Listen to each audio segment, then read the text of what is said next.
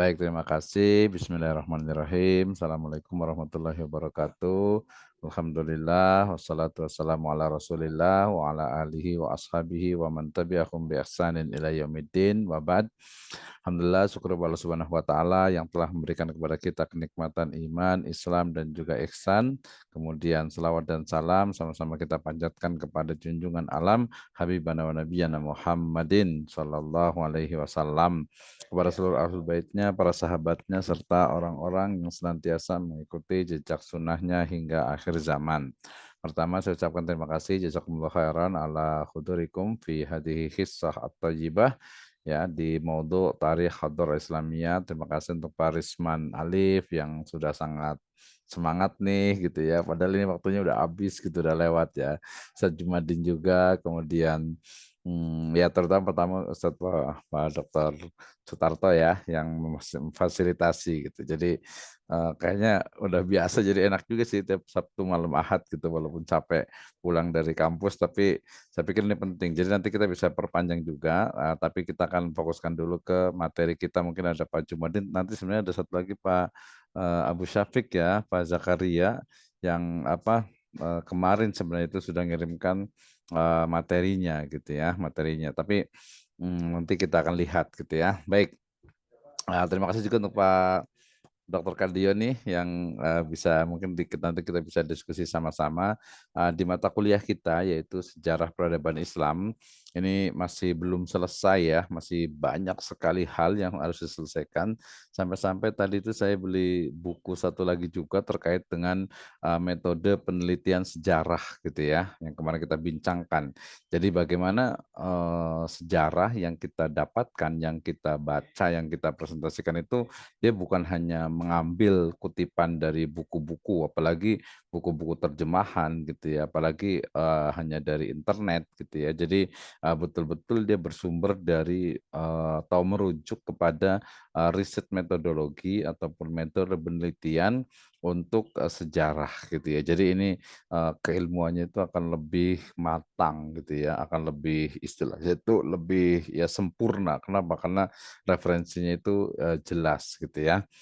Ya sebagai yang minimalnya itu kemarin misalnya Ustaz Muhammad juga membacakan Rohiqul Maktum, kemudian juga Atari Ibnu Hisham gitu ya.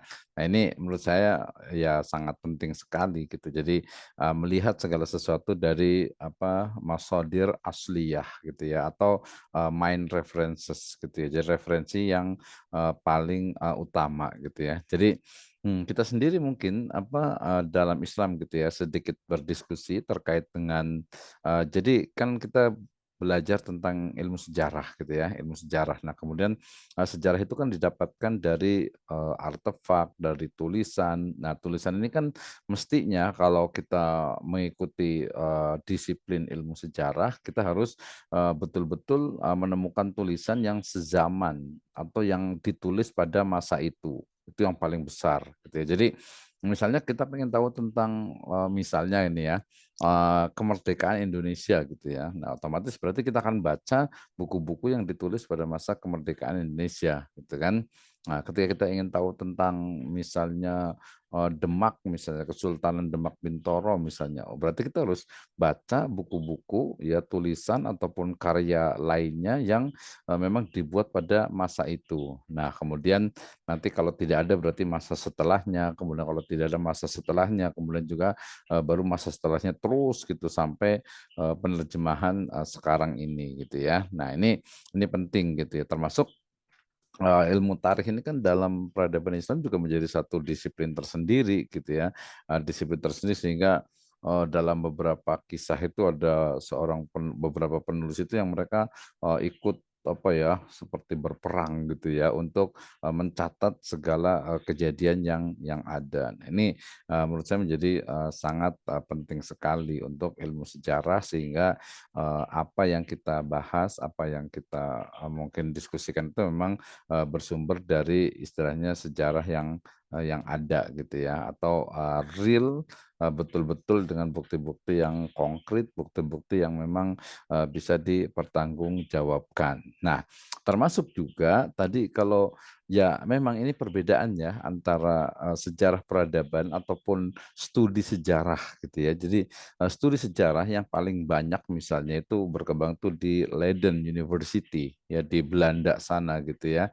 Nah, kenapa itu terjadi? Ya karena memang dulu itu sifatnya risetnya itu pragmatis gitu ya. Jadi mereka ingin meneliti tentang misalnya sejarah misalnya Jawa misalnya gitu ya untuk istilahnya mencari kelemahan dari masyarakat-masyarakat jajahan pada waktu itu sehingga mereka mencari berbagai sejarah historinya gitu ya. Nah, ini juga ya memang kebutuhannya seperti itu. Banyak ilmu pengetahuan yang berkembang di Western itu sebagian besar itu karena memang kebutuhan atau keperluan untuk sifatnya kolonialisme. Nah, umat Islam seperti apa nih gitu kan ya.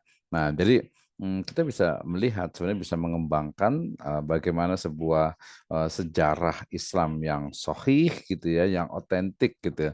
Misalnya saya juga belum menemukan ini terkait dengan yang selalu saya bawakan kemarin saya satu riwayat itu menyebutkan tentang kisah dari para sahabat yang sedang duduk-duduk kemudian tiba-tiba ada lewat seorang laki-laki yang Nabi mengatakan beliau bersabda itu bahwa rojulun min ahlil jannah gitu ya, seorang laki-laki yang masuk penduduk surga sampai 2-3 kali gitu ya, 3 kali. Nah, ini riwayatnya di beberapa referensi juga mengatakan itu lemah gitu ya, lemah yaitu tentang kisahnya Abdullah bin Amr bin Al-As gitu ya. Nah, ini kan perlu perlu pembuktian juga gitu ya. Jadi bukan hanya dari sisi riwayatnya termasuk juga dari sisi matanya. Nah, kelebihannya nanti yang kita perlu eksplor itu adalah memang ilmu riwayat dalam artian itu ketika riwayatnya ini benar atau tidak gitu ya. Nah, ini bisa kita lacak sebenarnya gitu. Kita bisa lacak. Nah, kalau mungkin ada beberapa perbedaan ya nanti cari riwayat yang paling kuat apalagi itu terkait dengan afal dari sahabat ya, atau perbuatan yang dilakukan oleh sahabat pada masa Nabi Shallallahu Alaihi Wasallam karena itu nanti juga masuk ke dalam definisi dari hadis itu sendiri gitu ya. Jadi akwal ya, ataupun afal lebih tepatnya afal sahabat yang kemudian didiamkan oleh Nabi ya, itu disebut dengan apa, takrir gitu. Nah, kembali ke mata kuliah kita ini, jadi diharapkan ini sebagai awal untuk kita belajar ketika ingin mengetahui sejarah secara detail itu ya, bukan hanya membaca satu buku saja tapi juga dari beberapa referensi, bahkan diusahakan referensinya itu adalah referensi yang main references sehingga bisa dipertanggungjawabkan untuk kita belajar dari ilmu sejarah. Nah, untuk mengetahui sejarah yang sebenarnya, ya, yaitu peristiwa di masa lalu, maka di Barat sana berkembang apa yang disebut dengan metode ilmu sejarah, yaitu metode atau metodologi, metode penelitian khusus dengan objek ilmu sejarah, gitu ya. Nah, itu perlu dilihat, gitu ya, dari beberapa perspektif, gitu ya. Misalnya terkait dengan ya misalnya apa ya perdebatan atau mungkin juga permusuhan ya antara Sunni dengan Syi'i itu kan ya dari dulu sampai sekarang gitu ya. Kemudian juga mungkin sebagian seperti kemarin ada yang bertanya tentang bagaimana kenapa Daulah ataupun Bani Umayyah kok apa tidak suka dengan Abbasiyah dan juga sebaliknya Abbasiyah kok utamanya tidak suka sekali dengan Umayyah sampai membantai keluarga besar Bani Umayyah itu. Nah, itu ya ini menjadi apa ya PR buat kita karena memang efeknya itu terjadi dengan sampai sekarang ini. Demikian juga misalnya keruntuhan dari Turki Utsmani misalnya. Nah, itu juga perlu dibuktikan dengan metode sejarah. Nah, metode penelitian sejarah tentu saja yang dikembangkan di Barat itu adalah terkait dengan tadi bukti-bukti otentik yang memang bisa membuktikan itu, termasuk juga nanti dari sisi apa kebenaran atau kesohihan dari sumber itu sendiri. Nah, alhamdulillah kalau dalam Islam itu kita punya ilmu rawi, kita punya sanad gitu ya dari para rawi gitu, kita punya tobakot dan juga ada ilmu jar wa ta'dil yang bisa menilai ya apakah seorang rawi itu baik, sikoh atau mungkin dia kadzab dan seterusnya. Nah, ini perlu kita kembangkan ya, minimal walaupun prodi ini adalah magister pendidikan agama Islam, tapi karena ada Islamnya di situ, jadi harus betul-betul paham gitu ya, paham. Jadi misalnya juga lebih detail tentang model pendidikan sebenarnya gitu ya. Model pendidikan itu seperti apa sih sebenarnya yang dari zaman ke zaman gitu ya, dari masa Nabi sampai sekarang itu perlu kajian lebih detail, bukan hanya mengcopy karena level kita adalah level di magister, maka mau tidak mau kita harus lebih ya menganalisis ya secara logis, kemudian sistematis dan juga empiris. Nah, ini yang kita akan bahas sama-sama dan itu ya.